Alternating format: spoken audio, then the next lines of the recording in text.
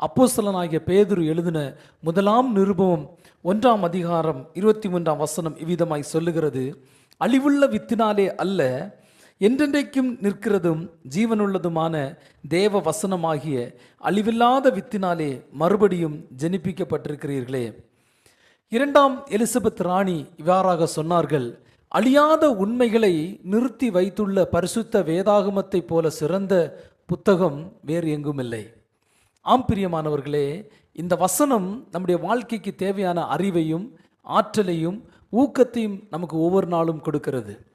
அந்த ஊக்கத்தை நாம் பெற்றுக்கொண்டு, அந்த வலிமையை நாம் பெற்றுக்கொண்டு, அந்த அறிவை நாம் பெற்றுக்கொண்டு நம்முடைய வாழ்க்கை ஒரு பரிசுத்தமான வாழ்க்கையாய் மாறுகிறதற்கு நாம் பிரயாசப்பட வேண்டும். இந்த வசனங்கள் நம்முடைய வாழ்க்கையிலே ஒவ்வொரு நாளும் நம்மை போதித்து நமக்கு தேவையான ஆலோசனைகளை தந்து இவை நடத்துகிறது. உலகத்தில் எத்தனையோ புத்தகங்கள் இருக்கலாம், ஆனால் பரிசுத்த வேதாகமம் மட்டும்தான் நம்மோடு பேசுகிற ஜீவனுள்ள தேவனுடைய புத்தகம்.